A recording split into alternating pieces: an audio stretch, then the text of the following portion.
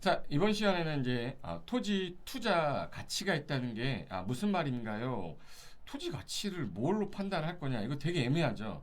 저 땅은 이런 가치가 있어. 이 땅은 이런 가치가 있어. 이런 말하는 게 어떤 법률적인 근거라든지 이런 게 없어요. 솔직히 내가 볼 때는 아무것도 아닌 것 같지만 어떤 사람이 볼 때는 정말 난 저 땅이 필요해서 그 사람한테는 엄청난 가치가 있는 거일 수도 있지만 그래도 웬만하면 내가 이 토지는 내가 이용할 건데 내가 아니더라도 누군가가 필요해서 뒷수요가 있을 거라고 말씀을 드리는 건데 뒤에 수요자가 발생할 수 있는 땅들은 이용 가치가 있어야 돼요.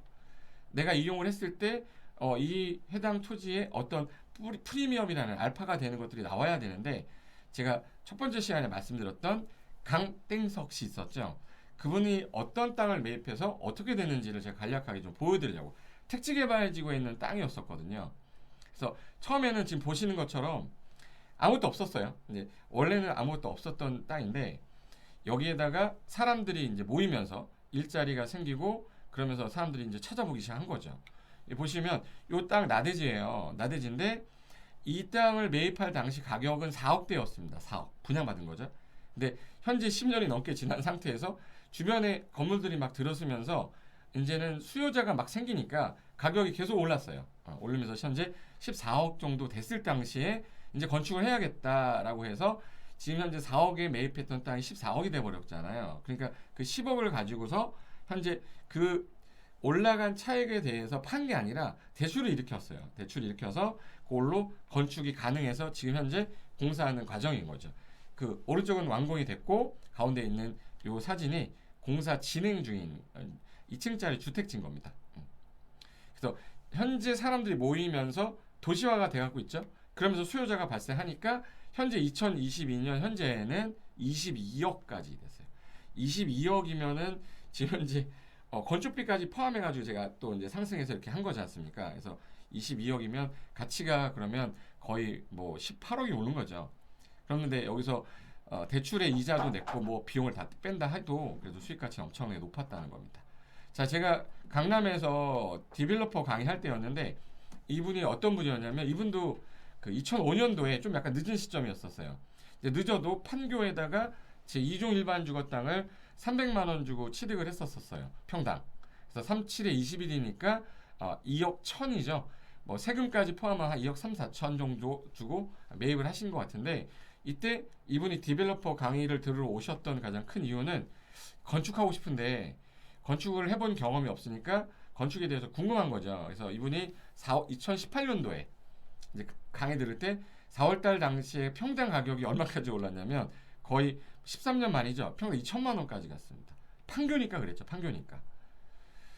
그렇다고 이제 판교가 아닌 다른 지역도 똑같이 가냐? 그렇지는 않았겠지만 사례를 들 때 이분 사례를 제가 들려드린 이유는 현재 2억 천 주고 샀을 당시에 건축을 하시면 안 되고 13년이 지나서 지금 현재 토지 가치가 14억까지 됐단 말이에요. 그럼 14억에서 그러면은 대출을 일으킬 때 얼마가 대출이 되냐면 보통 그 당시 우리 LTV 있죠. LTV 그 주택담보대출처럼 이제 토지에 대해서 담보로 대출하는 게 80%였었어요. 그러면 거의 11억이 뭐 대출이 나오는데 건축비가 제가 말씀드릴 때 70평의 2종 일반 주거였지 않습니까? 그럼 요 70평 토지가 일반 주거 중에 2종 일반 주거는 건폐율이 60%고요. 용적률이 200%예요. 그럼 200%면 대지의 2배를 쌓는 거잖아요. 그러면 7이 14니까 140평의 연면적이 나옵니다. 근데 140평까지는 다 못 지어요. 1조 제한 때문에.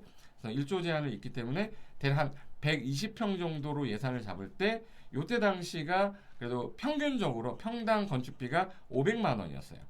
그럼 120평에다가 평당 500만 원을 곱하면 6억의 건축비가 대략 들어가고 플러스 알파로 이자는 나가겠지만 11억 정도 대출을 받았으면 여유롭게 공사도 진행할 수 있습니다. 그래서 대출 금액으로도 충분하게 건축이 가능했고 그 다음에 현재 이 주변에 지금 가격이 올라서 25억에서 26억 하고 있어요. 이 판교 쪽이.